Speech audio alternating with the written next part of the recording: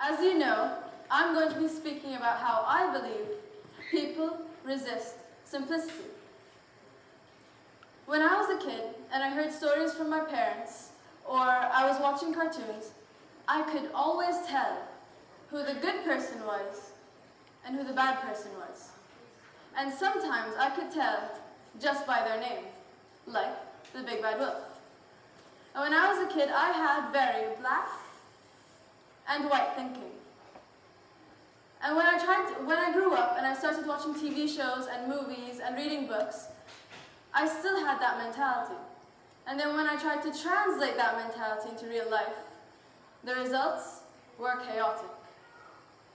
I have come to learn the hard way that people are neither good or bad. They are neither moral or immoral. They are neither beautiful or ugly, smart or stupid. And I have 3 examples to show you, to prove to you my theory. My first example is Wernher von Braun. You probably haven't heard of Wernher von Braun, but he has done 2 major great things in his life that affect all of us today. The first being that he has developed a rocket in Nazi Germany in World War II that has been responsible for the deaths of tens of thousands of people. The deaths of tens of thousands of people. Wernher von Braun also helped develop the rocket that helped put man on the moon, which was a giant leap for mankind and for science, and put our faith into the exploration outside of our planet. And when you isolate both of those things that he has done in his life, you would be tempted to think that he is either good or bad. That is the easy way to think, but is it right?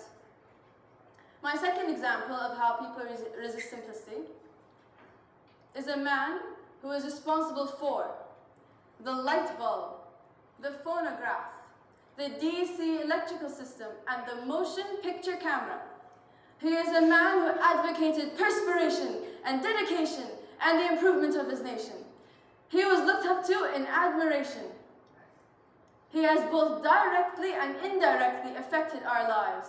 He has over 1,000 patents under his name in the US alone. Ladies and gentlemen, Thomas Edison.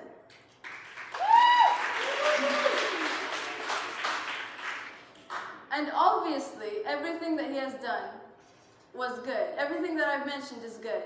He's given us the light bulb. He's given us the DC electrical system, the motion picture camera, which means TVs and movies, the TV shows and movies. But Nikola Tesla was not only an asset to humankind, he also proved to be detrimental to humankind. This man is Nikola Tesla. He discovered the AC electrical system, which Thomas Edison tried to disprove. He actually rounded up dogs from his neighborhood and experimented on them so he could prove that his DC electrical system was safer than Nikola Tesla's AC electrical system. He has actually killed dogs in front of a bunch of people just to prove that his DC system was safer. He made sure that Nikola Tesla died at the age of 87, penniless, and with almost no awards to his name.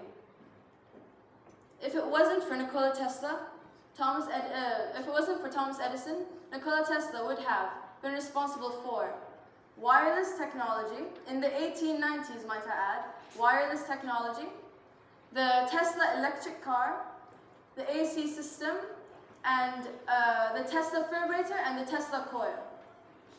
Imagine what human beings could have done if wireless technology in the 1890s. This is the way Nikola Tesla looked before he died. Now, my third example of how people resist simplicity is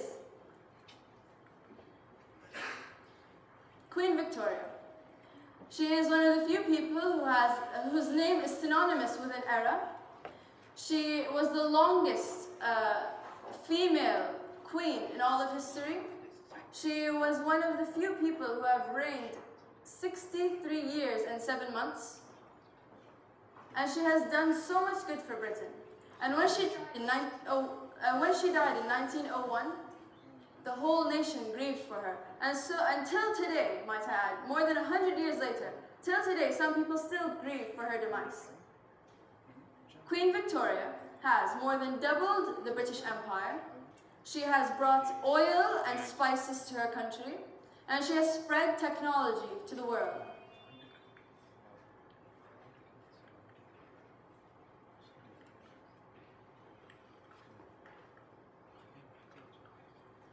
Globalization, but she has also helped the loss of culture. She has also helped with the loss of religion. Queen Victoria has done much good for the world. She has spread the technology of the British Empire. She has helped other cultures realize more about science and stuff like that. But at what cost? Starvation, death. If it wasn't for her, I wouldn't be speaking to you in English. I would be speaking to you in Arabic. And all of these people have done many great things, some good and some bad. And I don't believe that they're either good or bad. I believe that they're both. They're both moral and immoral. Every person in this room, I believe, is intelligent, is stupid, is beautiful, is ugly. Every person in this room, and I mean this as a compliment, we are beautiful in our flaws. And every single one of those people, if you look at them as a person, not as an idol, but as a person, you could see their flaws. You could see that they are just like us. And the reason why I believe that people resist simplicity, well, the reasons why I believe people resist simplicity, the first being that it helps me sleep at night, knowing that I am both bad and good. And the second being is that it helps me communicate with the people in my life.